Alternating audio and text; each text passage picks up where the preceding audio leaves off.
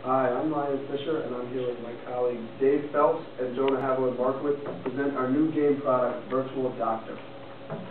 The patient's life is in your hands. Their condition is degenerating by the second. Can you save them? This is the premise for our new game, Virtual Doctor. Virtual Doctor is a game of theoretical life and death, where aspiring and practicing physicians will have to follow the correct medical procedures in order to test their skills in multiple environments to save their patients.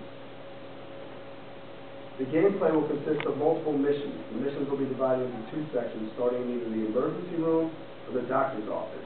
In order for the player to win the game, they must complete all missions, with their scores being affected by how quickly they complete the missions and how many missions they fail. In order to complete the missions, they're going to have to diagnose and treat their patients. Sometimes this treatment may require surgery, in which case the player will have to take their patient into the surgical room and follow the correct surgical procedures in order to save the patient's life. Some of the environment and visuals of Virtual Doctor are the emergency room, the doctor's office, and the surgical room. The environment and the goals are held constant. It's always to save the patient's life. However, the missions will vary and get progressively more difficult as you progress along in the game. The game also consists of a plethora of medical supplies which are capable of treating all possible illnesses. I'll now pass it on to my colleague Dave Phelps, who will tell you a little bit more about the rules of our game.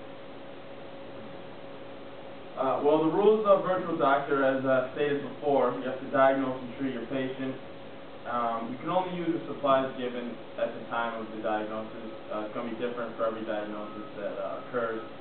And also, every patient can be treated, so if you do what you're supposed to do, your patient should be A-OK.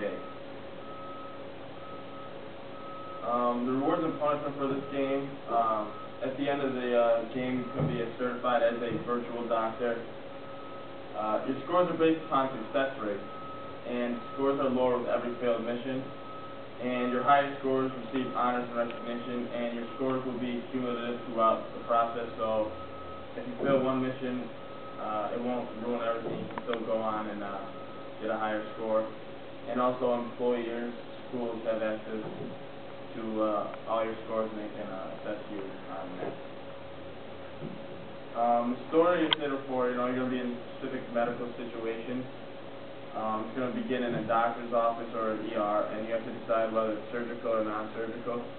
And the main characters, of course, are the doctors and the patient. And at the end of the game, you're going to either have to give good news or bad news, depending upon how well you do. And now Jonah Haviland-Markowitz will talk about the target market and players. All right, how you doing?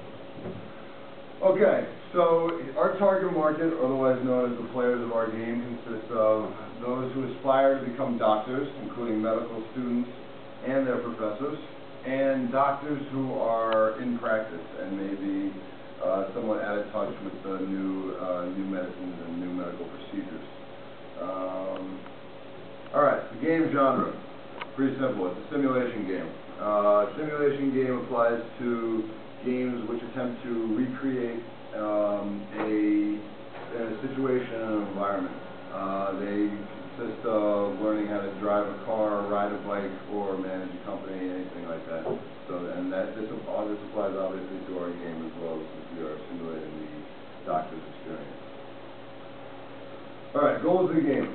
The goal of this game is to help teach and assess the knowledge of students. It will also help practicing doctors keep up to date, as I said, with medical procedures and new drugs and things like that. And it also serves to simulate time-sensitive situations, which are present in situations like the emergency room, and to see whether doctors have what it takes to work in the emergency room, whether they can cope with the stress and the time limits that are available there. All right, Virtual Doctor. It really should be a staple for every aspiring practicing physician. It's an amazing way to learn, and it's an amazing way to assess your knowledge. So, medical schools, physicians everywhere, take note. Virtual Doctor, believe it.